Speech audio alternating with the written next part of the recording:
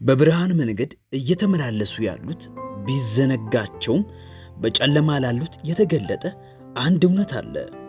በክፉ መናፍስት ሥራዎች ውስጥ የሚመላለሱ ሰዎች ብዙ ክርስቲያናት የዘነጉትን አንድ ነገር ተረድተዋል፤ የጸሎትን ኃያልነት። እያወራው ያለሁት ስለ አንድ ተራ ሃይማኖታዊ ሥርዓት ሳይሆን የአጋንንትን ዓለም ስለሚያርበደብድ መንፈሳዊ ኃይል ነው። መንፈሳዊ ጦሮችን ወደ መጡበት የሚመልስ ታላቅ ጉልበት። በዛሬው ዕለት እጅግ ልብን የሚገዛ የአንድን የቀድሞ ጠንቋይ ምስክርነት የምንመለከት ሲሆን ይህች ሴትም በመናፍስቱ ዓለም ውስጥ ክርስቲያናት ሲጸልዩ ስለሚፈጠረው ነገር አንድ በአንድ ትነግረናለች። ጸሎት እንደምናስበው የተሰጠን ሃይማኖታዊ ግዳጅ ብቻ ሳይሆን አማኞችን ለጨለማው ኃይል ስጋት የሚያደርግና በመንፈሳዊ ግዛት ውስጥ በኃይል የሚሰራ መሳሪያ መሆኑን በግልጽ ታሳየናለች። ሁሌም እንደምለው አሁንም እላለሁ፣ የማይጸልይ ክርስቲያን መሳሪያ የሌለው ወታደር ማለት ነው። በምስክርነቷ ውስጥ በጨለማ ስለተከበበው የልጅነት ሕይወቷ ትናገራለች። ገና በ8 ዓመት ዕድሜዋ ለዚህ ዓላማ የተነሳሳች ሲሆን ዕድሜዋ 13 ላይ ሲደርስም ለመጀመሪያ ጊዜ በደም የሚደረግ መስዋዕትነትን ማቅረብ ትጀምራለች።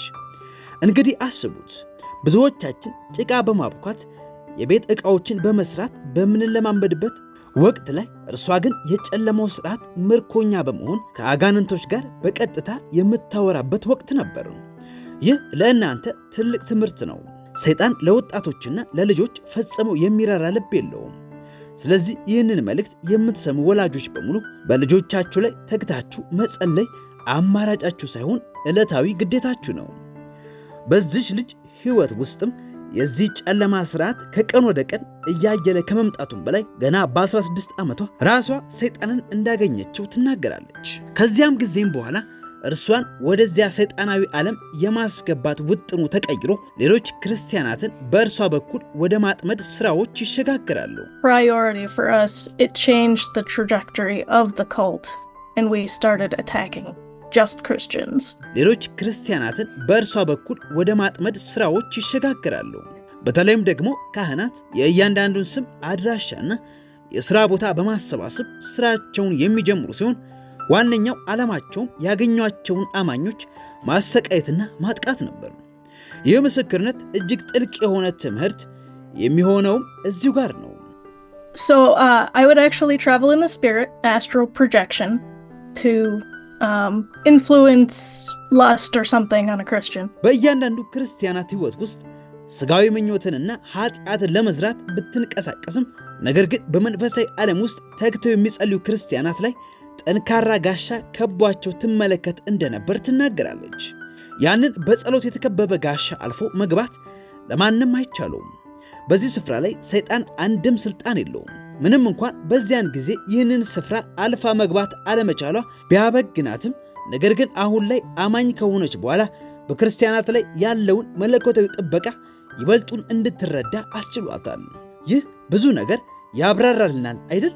አንዳንድ ጊዜ ቁጭ ባልንበት የሥጋዊ ምኞት አሊያም የኃጢአት ስሜት በዙሪያችን ሽው ቢለንም ነገር ግን ብዙውን ጊዜ ይህ ስሜት ተራ ስሜት ሳይሆን መንፈሳዊ ጥቃት እንደሆነ አንረዳም። ኤፌሶን ምዕራፍ 6 ከቁጥር 12 መጋደላችን ከደምና ከሥጋ ጋር አይደለምና ከአለቆችና ከሥልጣናት ጋር ከዚህም ከጨለማ ዓለም ገዦች ጋር በሰማያዊም ስፍራ ካለ ከክፋት መንፈሳዊያን ሰራዊት ጋር ነው እንጂ እንደሚል ዘወትር ከመንፈሳዊ ዓለም ጋር ውጊያ ውስጥ ነን።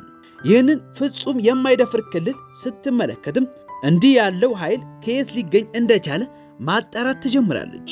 በሚገርም ሁኔታ ይህንን ጽኑ ኃይል ጌታችን ኢየሱስ ክርስቶስ ባስተማረን ጸሎት ውስጥ ባሉት ከክፉ ሁሉ ጠብቀን እንጂ ወደ ፈተናም አታግባን ቃላት ውስጥ ሲሆን እንዳገኘችው ትናገራለች። እነዚህ ቃላትም በእርሷ አንደበት ማንም አልፎ ሊገባባቸው የማይችላቸው ፍጹም ጠባቂዎች ብላ ትገልጻቸዋለች። አስቡት፣ ሰይጣን ራሱ በዚህ ቃላት የተሸፈኑ ሰዎችን አልፎ መግባት አይችልም። ይህም መዝሙር 91:1 ላይ ያለውን በልዑል መጠጊያ የሚኖር ሁሉን በሚችል አምላክ ጥላ ውስጥ ያድራል የሚለውን ቃል እውነትን ያረጋግጥልናል። ይህ የእግዚአብሔር ሕዝቦች በጸሎት ኅብረት ሲያድጉ የሚገለጥ መንፈሳዊ እውነት ነው። ከዚህ ክፉ ዓለም የወጣችበት መንገድም በዚሁ ልክ እጅግ የሚያስደንቅ ነው። በአእምሮዋ ውስጥ ከጊዜ ወደ ጊዜ ጥያቄዎች እየተፈጠሩ ቢሄዱም ነገር ግን ጠንክራ እውነትን ፍለጋ የተነሳችው እነዚህ ክፉ መናፍስቶች የገዛ ወንድሟን እንድታጠቃ በጠየቋት ጊዜ ላይ ነበር። My younger brother was saved. I didn't know this at the time. And the demons wanted me to attack him. I was like, no, that's my family. That's off limits. They knew I was having doubts about everything. And they were trying to get in where they could. በዚህ እውነትን የመፈለግ ጉዞ ውስጥም ያደረገችው አንድ አስደናቂ ነገር ኢየሱስ እውነት ስለመሆኑና ስላለመሆኑ ራሱ ሰይጣንን መጠየቅ ነበር። ከዚያም በንዴትና እጅግ ቁጣን በቀላቀለ ድምፅ አሁን ኢየሱስ እውነት ነው በማለት የመለሰላት መልስ እስከ ዛሬ ድረስ ስታምነውና ስትከተለው የነበረውን ዓለም ሙሉ በሙሉ ሊንድባት ችሏል። በዚያን ወቅትም ከመንገዷ እየተመለሰች መሆኗን በማወቃቸው እነዚያ ክፉ መናፍስት ባለ በሌላ ኃይላቸው ሊቆጣጠሯትና ሕይወቷን ሊነጥቋት በሚሞክሩበት ወቅት በሕይወቷ ለመጀመሪያ ጊዜ ወደማታውቀው ኢየሱስ በኃይል መጮህ ትጀምራለች። And at that point, the demons attacked me and tried to forcefully possess me. And at the end of that, I called out to Jesus to save me, to get rid of all the demons.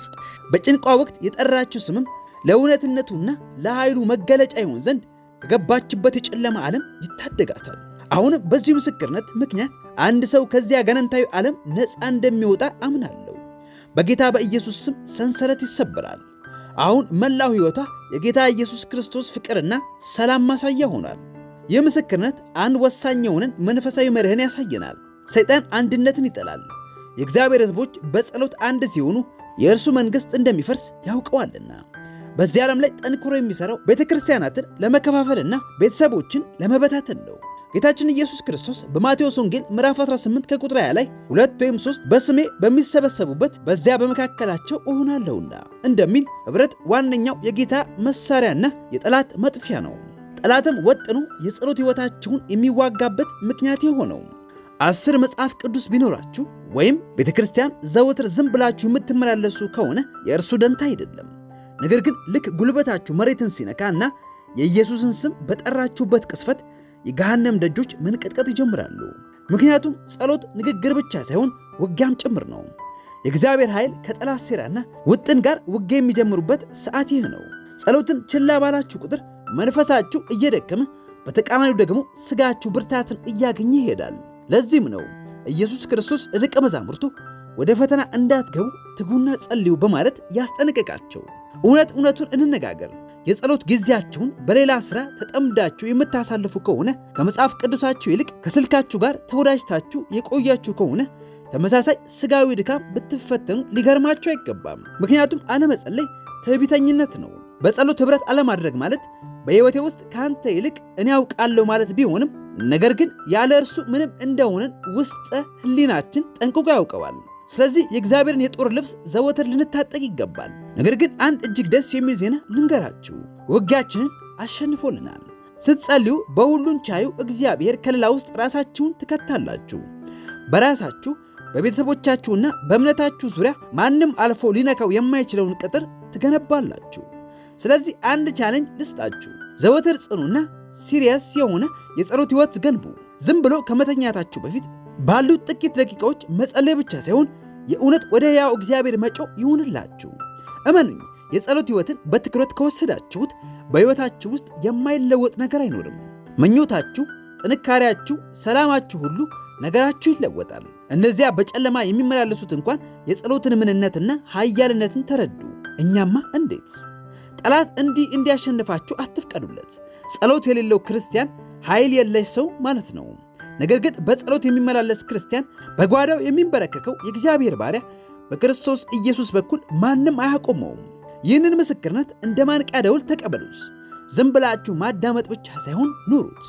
ጹሙ፣ ጸልዩ፣ እግዚአብሔርን ፈልጉት። ከዚያም ሰማይ ቀኙን ሲዘረጋላችሁ ቆማችሁ ትመለከታላችሁ። እናም ይህንን መቼም እንዳትረሱ። እንደሚገባችሁ ብታስቡም ባታስቡም እንኳን ኢየሱስ ዛሬም ይወዳችኋል፣ ሁሌም ይወዳችኋል። ዝግጅታችን ይህንን ይመስል ነበር። ለዚህ ቻናል አዲስ ከሆናችሁ ቻናሉን ላይክ እንዲሁም ሰብስክራይብ በማድረግ አገልግሎቱን ይደግፉ። ተባረኩ።